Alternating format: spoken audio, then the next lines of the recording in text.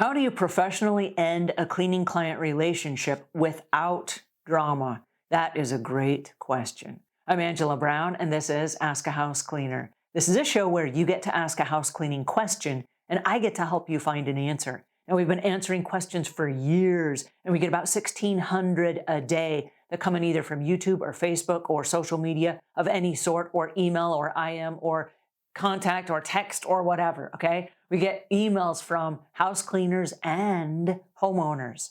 So on this day, I got an email from a house cleaner who's going to break up with a client. And a couple emails later, I got another email from another house cleaner, completely unrelated, who had an answer and a solution to the first person's question. So I thought I'd share them both with you, and then we'll unpack it and see how it goes, right? Okay, so the first person with the question says, "Hey, how do I break up with my cleaning client?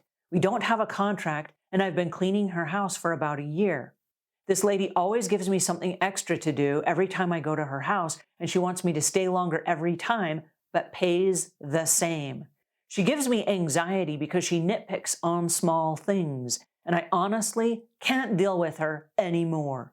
What do I do because I clean for her friend also? Help me break up with this client without losing my other client."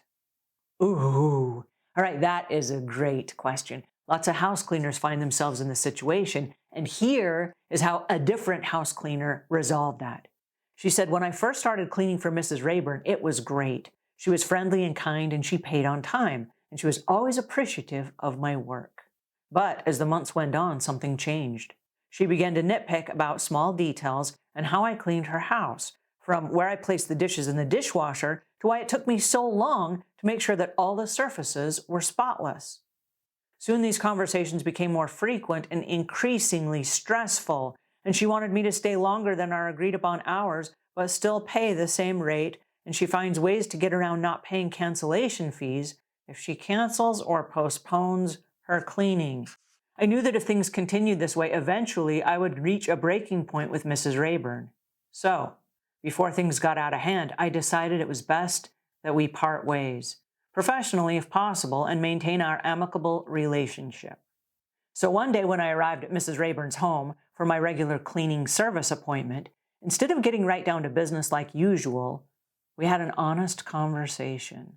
She expressed her frustrations with certain aspects of my services, while I voiced mine about some of her expectations that no longer worked well for me, due to financial constraints or extra responsibilities outside our contract.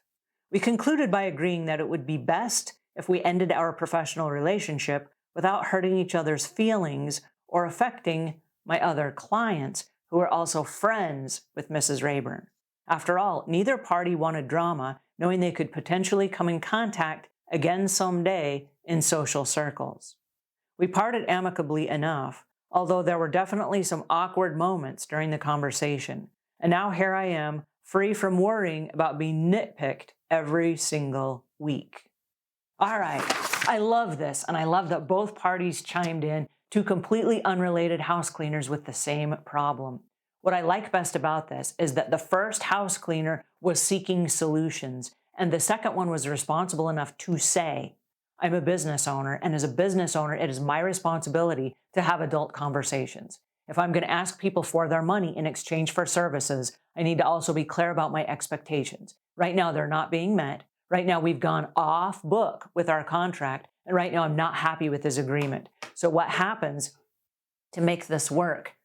The house cleaner stepped up to the plate. She had a real conversation with the homeowner. She didn't do it via text. She didn't just kind of huff off, and she didn't lie and say, "Oh, my business is so busy that I can't take any more clients anymore," because that's not the truth. The truth is she was looking for clients. She had a spot because, now there's a free spot because she's letting this customer go, right?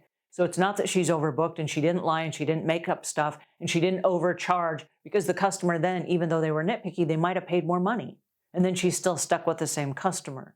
So what she did was be mature enough to say, "This isn't working anymore. And so let's part ways as friends." And I love how she responded to that.